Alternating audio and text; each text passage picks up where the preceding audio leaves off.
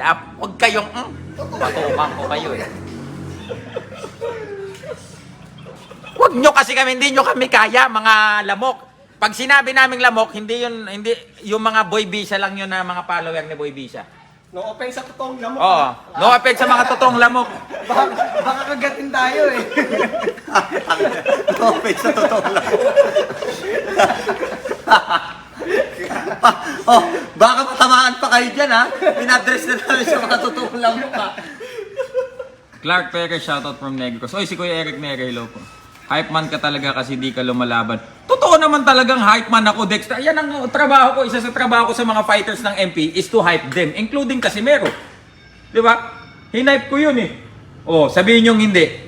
O nung kami magkasama, trending ba kami sa Amerika? Hindi. Papa, Oh. Eh ngayon, nung silang dalawa magkasama, trending ba sila? Kangkong. Ending. Hindi, nag-trending din nung nagka-gastritis. Pangit yun, no? Tarpuli na mismo natin sa Battle of YouTube. Akala nyo magganyan-ganyan lang kami nakuhan? Yung po ganyan, no? Yung tarpuli natin sa Battle of YouTube, papagawang ko. Suggest mo kaya, no? Suggest Hindi, mo. papa, ako na mismo papa. Oo, sige. Hindi mo na Eric Apolinario, Winter, hello. Ang ganyan. Yung mga mo... Kaya ikaw, bagsik, huwag kang pilingero. Sasabihin mo kay Boss MG na pinipersonal ka. Pag ni-reflex, teka lang. Kung marunong ka umintindi, i-replay mo yung yung press con. Kanino intended yung trash talk namin? Sa'yo ba? Ikaw na, sponsor mo na. O, so magsama. Sa'yo ba? Di ba kay tawag dito kay Boy Bisa? Mag-aarte ka pa kay Boss MG na pinersonal ka, nasaktan ka, kaya ka nagwala. Ay, sus! Huwag kami! Kasi yung different dun, no? Ay, sus! Huwag kami. Tsaka iba yung mga Roma kasi. Alam mo, isang machine nun sa legs, isa lang nagagawa, magkano yun? Isa lang exercise nun. Tapos, anim yung Ito. Yan yung Hindi ka sinisip pala ko yan. kakakyat dun sa taas. hindi pa. Yung puro ganyan, no? 100 peraso. Sa taas, may treadmill pa dito banda sa pinakadulo. Oo. Hindi ko nga makita. Ralph Pangilinan, para sa akin iba-hype ni Sir, talagang nakaka-tense. Kahit napanood lang sa phone, may comedy. Gumawa tayo ng Kaya nga, Tayo dun ko salamat, Ralph Pangilinan. Ganyan kasi kami, kaya naming mag-hype, hindi kagaya mo, Boy Bisa. Yung mga pambenta na. Bitter ka, Boy Bisa, bitter ka yung kapatid mo. Bakit? Kasi nung kayo lumaban, wala kayong ganong hype. Hindi kasi kayo marunong mag-hype, hindi kayo marunong magsalita. Puro lang kayo, basta guys. Oo, alisin nga kung paano. Norberto Natividad de Leser. Nagbabardo yung lobby ng boost. Anong sa marketing nila? O, sa baba na lang. Para dito. Hindi pa rin siguro. Ang maganda nito, yung pagdating natin doon ba? Roma Casebo, 10k pustaw ka Samuel.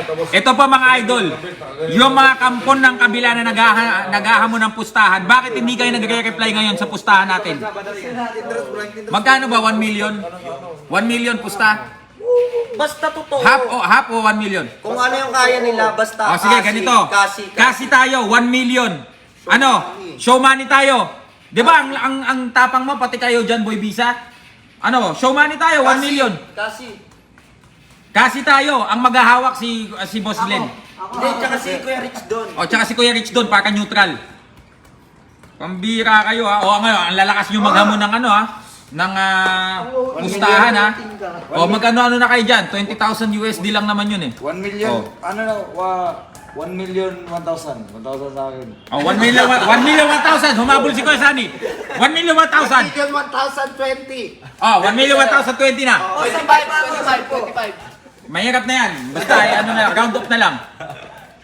Hindi, kung ano yung kaya nila. Sige, hindi. Seryoso. Yung 1 million po, hindi sa amin yun. Wala kaming perang ganong kalaki. Pero sa community, natin. Pero mayroon din tayo yung pero natin. ako, tataya ako ng $1,000 dyan. Pero pag ano, Ako din, 1,000 ko. 1,000. pag sobra 1,000 daw, dolyar. okay pa din daw eh, di ba? Tataya ako sa sarili ko $1,000. Hindi, $1,000 din sa akin. Seryoso. Okay, pero yung iba sa community namin, the rest kay Ma'am Hanaw, $20,000 US. Si Larsen, 200,000. Kasi naghahamon yung kabila eh. Oo. Di ba? Ba't ngayon, pini-PM kayo ng mga contact namin, hindi kayo nag-reply?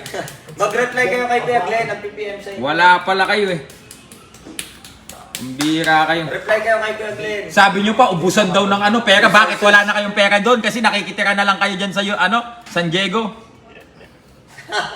Pambira kayo. Binisaya mo kasi ang tono mo kaya nagalit. Clark Perez, hindi nga ako nagsasalita pa ng mura doon. Ano lang sinabi ko? Kasalanan. Ang sabi ko doon, kasalanan ko ba na nangyari sa akin to? Anong personal doon, Coach Sunny? Ginaya ko boses niya. Ngayon, nung nalaman niyang nakakairita pala boses niya, napikon. Ano sabi ko? Kasalanan ko ba na ganito nangyari sa akin? O tapos nagwala ka na? Masakit sa buto eh. Pambira ka tapos magdadrama ka kay Sir MG? Kay Sir Rendo na pinersonal ka, nasaktan ka? Excuse me lang. Di ba? Magmagaano kayo, kami dito, mga performing artist kami, hindi lang kami mga atleta, hindi lang performing artist kami, make it sure na kaya nyo kaming sabayan. Pambira ka na narinig mo lang sarili mong boses na inis ka na. Anong sama-sama? Tingnan mo, ialis natin yung ginaya ko boses mo. Ialis natin yung high pitch ako dahil ginaya ko yung pangnemic mong boses. Ano lang sinabi ko? Kasalanan ko ba kung nang ganito ang nangyari sa akin? John Christian, ibig sabihin idol, nawalan sila ng tiwala sa Team Visayas kasi marunong ang mga katapat nila ngayon. Exactly. Pambira kayo. Mga idol, pinagbibintangan nila, yung iyak nila kila, no? Una, mga idol, sa mga kakaano lang, tune in lang. Humingi po sila ng partida. So, kinausap po kami ni Sir MG, ni Sir Rendon. Gusto nila mas malaki ang glove. Gusto nila dagdagan ng isa ng rounds. O sige, para walang kaso, nahihiya kami kay Boss MG, sige na lang. O partida, walang mga ensayo to. Puyat lagi yung utol ko. Nagyoyosi, nag-iinom. Sila puro ensayo ginagawa. Akala ko ba Bisaya lang malakas? Again, malalakas ang Bisaya. Okay? Pero wag mong nilalang. O ngayon, hihingi kayo ng partida ngayon. O parang courtesy na lang din kay Boss MG. Sige, pinagbigyan kayo. Gusto nyo pabor sa inyo. Gusto nyo real talk. Gusto nyo kalaban nyo, yamado kayo. Gusto nyo kalaban nyo, hindi marunong. Tama, mali? Bakit? Ito pa nga bakit nung si Silver Boys, yung kumasa kay Boy Bagsik, lahat ng comment, puta, wala yung Silver Boys na yan, durog yan, kawawa yan. Bakit nung ako, ay putya, ba't gano'n? Kawawa naman, hindi match. Oh. Mas malaki pa ako sa'yo. Kaya nga. Oh. Oh. Si David po, 5'5 lang, 64 kilograms yata, o 60. Hindi, nag-ensayo ako mga, na lang ako, 118. Ako, mas matangkad daw kay David, mas mabigat pa ako. Mga pinaggaan ninyo, nangingi pa kayo ng partida. Sige, ibigay namin para hindi kayo nag-iiyak. Binigyan na namin kayo partida, pati si Paul Butler daw, bibigyan kayo partida. Si Paul Butler daw, Kahit daw 122 na yun sa inyo, na ayan, limit nyo, okay lang daw sa kanya, basta matuloy na. Pambira kayo. Si Paul Butler kasama namin ni Coach Johnny, nakasabay. Kaya wag kang piling, kahit i-review mo, ikaw Bagsik at sa lahat ng nakakaintindi ng Tagalog sa kampo mo. I-review mo yung sinabi ko yung ginaya ko boses mo para ma-check mo kung totoo bang dinisrespect kita o sinaktan ko damdamin mo.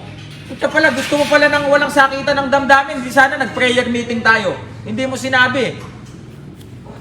Wala akong sinabi, ang sinabi ko lang doon, kasalanan ko ba kung ganito nangyari sa akin? Tapos ganitong way. Kasalanan ko ba kung ganito nangyari? Ganun lang yung way na sinabi ko. Okay. Napikon ka na. Okay, tayo tumayo lahat. Dugi pa nga yung Basit yan, kaklase ko yun. Yun muna mga idol, muna kami. Sige po, mamaya abangan nyo kasi ang haba din ng nag-iensayo kami, tumawag si Boss MG, si Sir Rendon. Yun nga yung sinabi, yung hinihinging partida nila. So, yan po, mamaya magre-react Ganyan ba malakas? Nakahingi ng partida? Mamaya magre-react kami sa mga kaartehan nila. Sige po mga idol. Hindi ako malakas, di ko yung partido.